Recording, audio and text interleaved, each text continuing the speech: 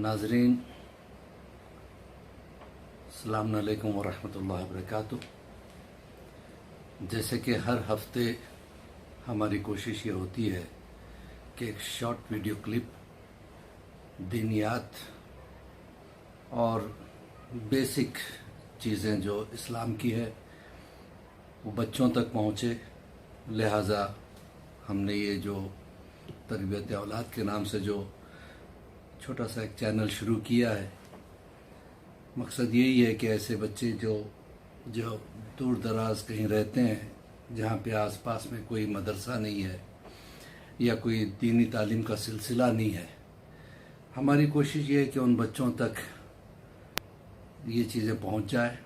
और हम आपसे गुजारिश करते हैं कि अगर आपने हमारे चैनल को अभी तक सब्सक्राइब नहीं किया है तो सब्सक्राइब भी करें और इसको आगे शेयर करें। आपकी इस कोशिश से अगर किसी मासूम बच्चे तक ये चीज़ें पहुंच जाती है तो आपके लिए सवाब जारिया होगा, जो क़यामत तक जब भी कोई बच्चा देखेगा और उससे जो भी मालूमात हासिल करेगा उसमें आप शरीक होंगे इंशाअल्लाह। बग़ैर किसी तमहीद के हम चाहते हैं कि अपने सब्जेक्ट की तरफ आगे बढ़ें, क्योंकि इसमें वक्त बहुत कम रहता है हमारे पास। गुज़िश्ता लेसन जो है हमने ज़कात के ऊपर रोशनी डाली थी। इस मर्तबा खुम्स जो है एक फुरूदीन का अहम रुकन है, जिसे अहले बैत अतहार ने अपना खुसूसी हक़ करार दिया है। आप सोचें कि इस्लाम कितना प्रैक्टिकल मज़हब है। अगर कोई खुम्स व ज़कात का पाबंद हो जाए तो उससे कितनों तक मदद पहुंच सकती है। खुम्स की रकम जो है ना, इस्लाम की तबलीगात में इस्तेमाल होती है और गरीब सादात के जो है ना मसाइल उससे हल होते हैं।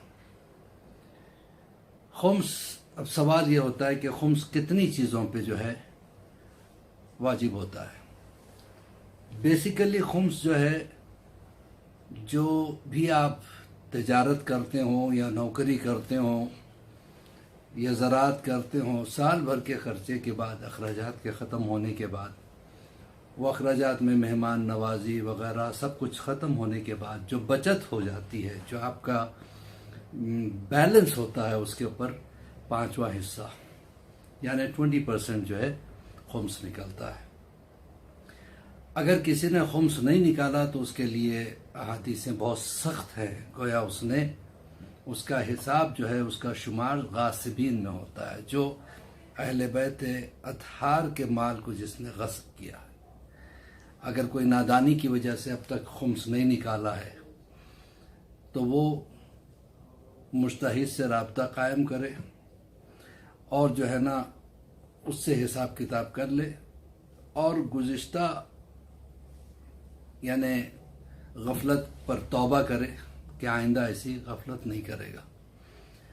तो खुम्स बहरहाल बचत पे है। एक तो यह है कि खुम्स जो है, जब भी आप नौकरी कर रहे हैं आपको एक अच्छा पैकेज मिल रहा है मसलन, जिससे आपके खर्चे जाने के बाद भी आपको जो है ना बच जाता है, तो उस पे खुम्स निकलेगा। दूसरी चीज़, जैसे कान से निकलने वाली चीज़ें, जैसे सोना, चांदी, लोहा, गंधक, सल्फर वगैरह जो कुछ भी है, अगर निकल रही हैं तो उन तमाम चीज़ों पे खुम्स वाजिब होता है। तीसरे, ख़जाना, मसलन किसी को ख़जाना मिला तो उसके ऊपर भी खुम्स वाजिब हो जाता है। चौथे कि जंग में जैसे पहले होता था, ये जो जंग में माल गनीमत मिलता था तो उस माल गनीमत पे भी खुम्स वाजिब हो जाता है। पांचवें कि दरिया में जो गोता लगाते हैं लोग, उससे जो जवाहरात निकालते हैं, मोती वगैरह, उस पे भी खुम्स वाजिब होता है। छठे ये कि मुसलमान से कोई काफिर ने ज़मीन ख़रीद ली है, ठीक है, अब वो रकम जो मुसलमान को मिली है उस पर भी खुम्स वाजिब हो जाता है। अच्छा, ये खुम्स एक और चीज़ पे भी है, सातवीं चीज़ जो है, जैसे हराम माल और हलाल माल मखलूत हो गया, मिल गया, उससे पता नहीं है कि इसमें हराम कितना है हलाल कितना, उसको पाक करने का भी तरीका यह है कि उसमें خمس نکالا جائے اور اس کو پاک کر دیا جائے۔ بہرحال اس کے دو حصے ہوتے ہیں خمس کے، ایک ہے سہم امام جو کہ امام کا حق ہے، اور امام کی غیر موجودگی میں مرجع تقلید جس کے آپ تقلید میں ہیں، آپ ان کو یا ان کے وکیل کو وہ دے سکتے ہیں۔ دوسرا ہے سہم سادات۔ اچھا، وہ جو مراجع اس کو لیتے ہیں پیسہ، اس سے دین اور مذہب کی حفاظت کرتے ہیں، اس کی اشاعت میں اس کو جو ہے نا اس کو پروپوگیٹ کرنے میں جو کچھ خرچہ ہوتا ہے وہ اسی سے چلاتے ہیں، اور بہت سے دینی ادارے، دینی مدرسے وغیرہ جو ہے نا اسی سے چلتے ہیں، ٹھیک ہے۔ اور جو دوسرا حصہ ہے وہ سہم سادات ہے۔